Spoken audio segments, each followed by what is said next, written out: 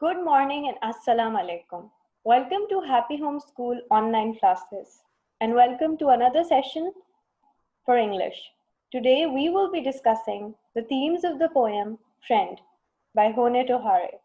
I hope that all of you have read the poem thoroughly and are ready to explore the themes. Let us go over the objectives for today's sessions. We will explore the ways in which the writer uses language to convey the message in his poem.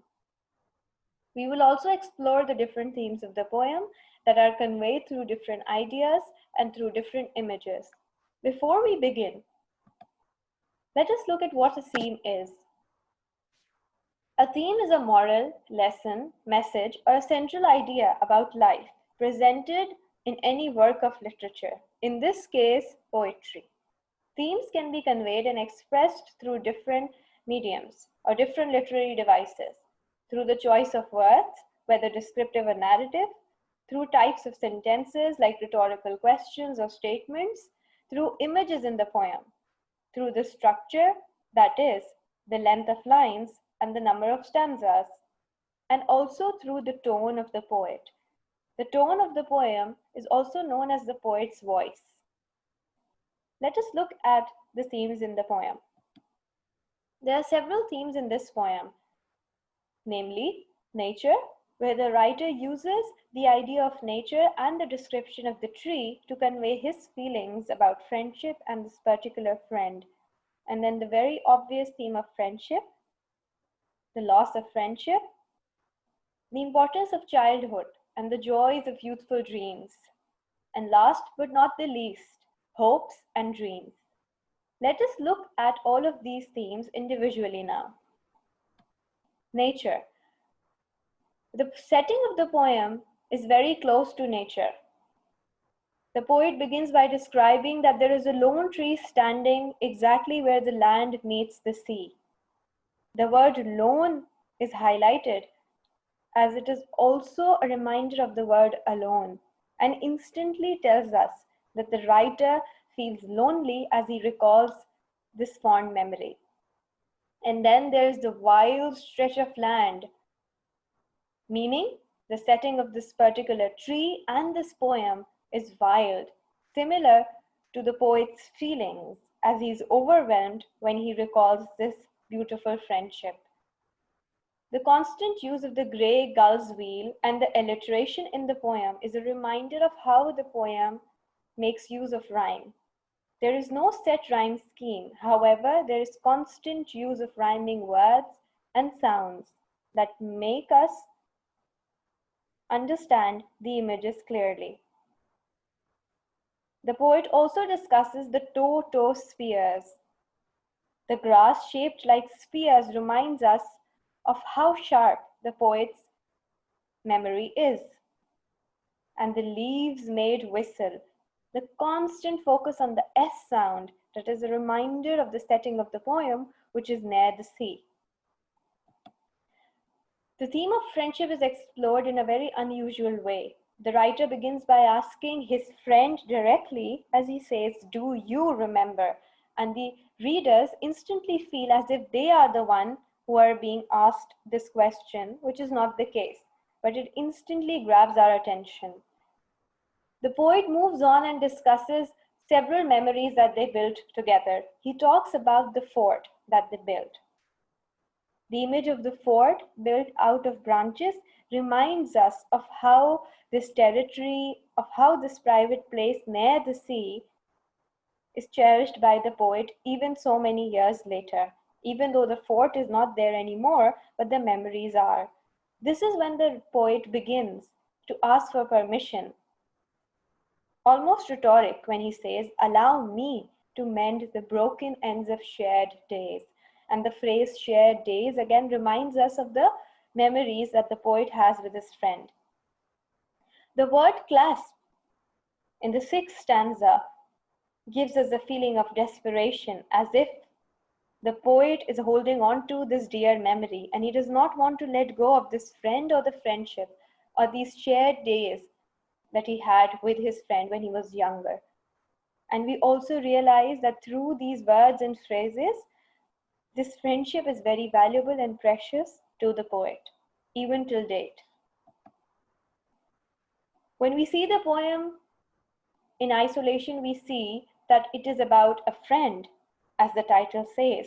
But when we look into the deeper analysis of the poem, we realize that the poem also talks about the loss of friendship and how the writer has lost touch and connection with this dear friend. He uses words like is dead wood now, even though this imagery refers to the fort that is no more because the branches have withered away. But the idea of death is also subtly introduced to us. Then the use of the word broken again highlights the idea that their friendship is lost. Maybe it did not survive the test of time, or maybe the two friends traveled to different places and could not keep in touch. Then the writer talks about the dearer dreamless time, which is in the present tense. Unlike the other stanzas in the phrases where the writer is talking about his past, when he uses the word dearer, dreamless time, he refers to the present that is devoid of this friend and this friendship. And hence, the poet feels alone and lost, almost as if he is in mourning. Again, the same idea is highlighted through the use of the word cracked when the writer says, cracked clay floor.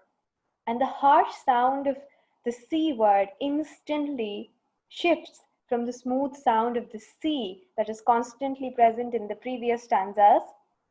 Over here, we are reminded of how this friendship is broken, something that is metaphorically and physically broken. Another important theme in the poem is that of childhood and youth. As the writer cherishes these memories with his friends, he recalls how they used to eat the seafood and the seafood creatures, the eels, the silver-bellied eels, and all these things that you find near a mangrove tree.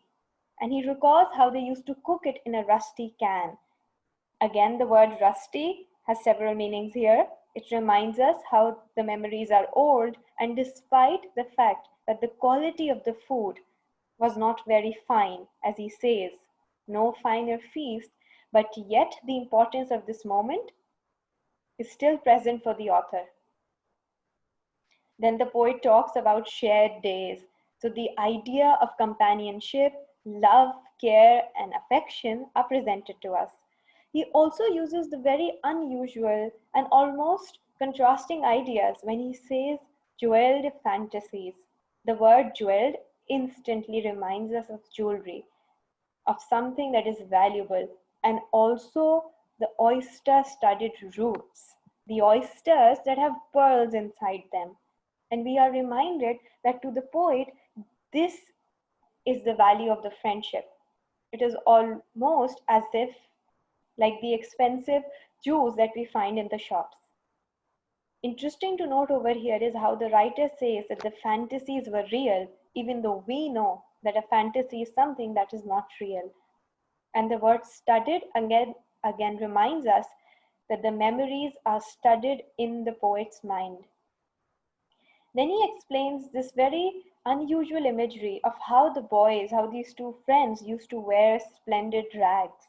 Again, the idea of rags reminds us of something that is not in good quality anymore, that is worn out, that is torn, and that is almost dull now.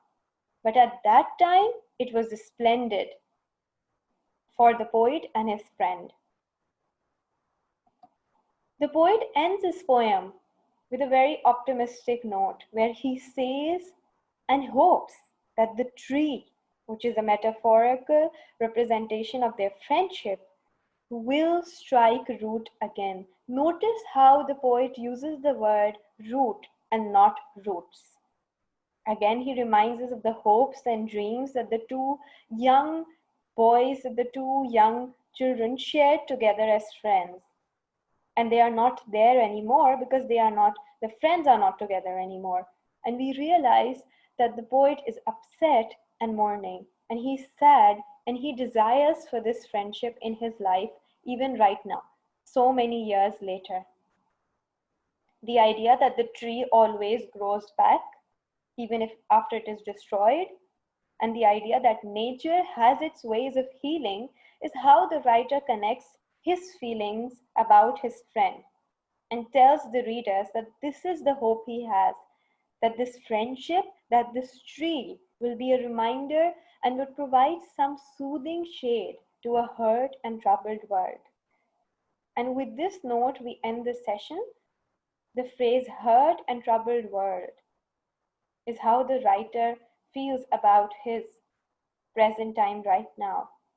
But he still hopes that the roots will grow back and the tree will be strong once again.